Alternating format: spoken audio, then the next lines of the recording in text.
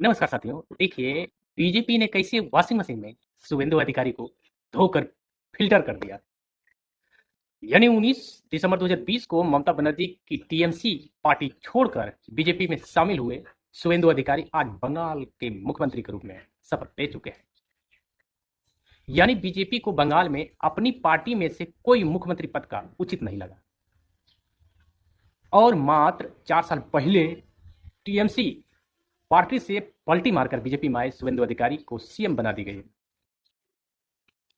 जब शुभेंदु अधिकारी ममता बनर्जी की पार्टी टीएमसी में थे तब पूरे के पूरे बीजेपी शुभेंदु अधिकारी पर भ्रष्टाचार, कटमनी, चिट फंड और राजनीतिक हिंसा से जुड़े आरोप लगाती रही। नारदा स्टिंग ऑपरेशन में शुभेंदु अधिकारी समेत कई टीएमसी नेताओं का वीडियो सामने आया था।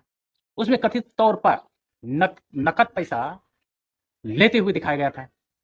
बीजेपी ने उस समय आरोप लगाया था कि टीएमसी के नेता पैसा लेकर फेवर देने को तैयार था, लेकिन उस समय ममता बनर्जी ने अपने नेताओं का बचाव किया था और कहा था कि यह साजिश है।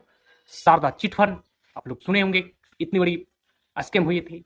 उस दौरान बीजेपी लगातार आरोप लगाती रही थी कि टीएमसी के बड़े नेताओं के संबंध चिटफंड कंपनियों से रही है। शुभेंदु अधिकारी से भी सीबीआई ने पूछताछ की थी। बाद में 2022 में शारदा समूह के प्रमुख सुदीप सेन के कथित बयान को लेकर टीएमसी ने उल्टा उन पर आरोप लगाए कि उन्होंने पैसा लिए थे, लेकिन अधिकारियों ने इन आरोप को राजनीति बताया है।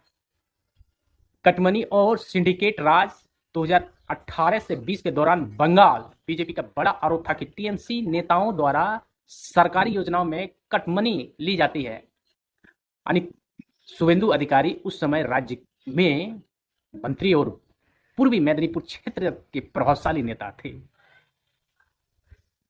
बीजेपी के स्थानीय नेताओं ने आरोप लगाया था कि उनके इलाके में टीएमसी का सिंडिकेट नेटवर्क चलता है और नंदीग्राम और पूर्वी मेदिनीपुर क्षेत्र में बीजेपी आरोप लगाती थी कि शुभेंदु अधिकारी के प्रभाव वाले इलाकों में विपक्षी कार्यकर्ताओं पर हमले होते हैं और पंचायती चुनावों में दबाव बनाया जाता है। बंगाल बीजेपी उन्हें टीएमसी का माने स्ट्रॉन्ग मैन पॉलिटिक्स का चेहरा बताती थी।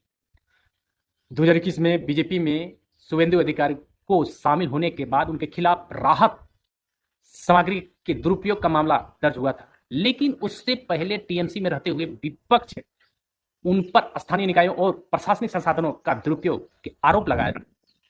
राजनीतिक बदलाव के बाद स्थिति जो हुई दिसंबर 2020 में बीजेपी में शामिल होने के बाद, वही बीजेपी नेतृत्व जो पहले उन पर भ्रष्टाचार और हिंसा के आरोप लगाता था, उन्हें बंगाल में पार्टी का सबसे बड़ा चेहरा बताने लगा। इसी वजह से विपक्ष अक्सर सवाल उठाता रहा कि नारदा और शारदा जैसे मामलों में बीजेपी का रुख बदल गया है। टीएमसी 2021 में ईडी की चार्जशीट में उनका नाम न होने पर भी सवाल उठाए थे। आपको क्या लगता है? अपनी राय कमेंट बॉक्स में जरूर दें।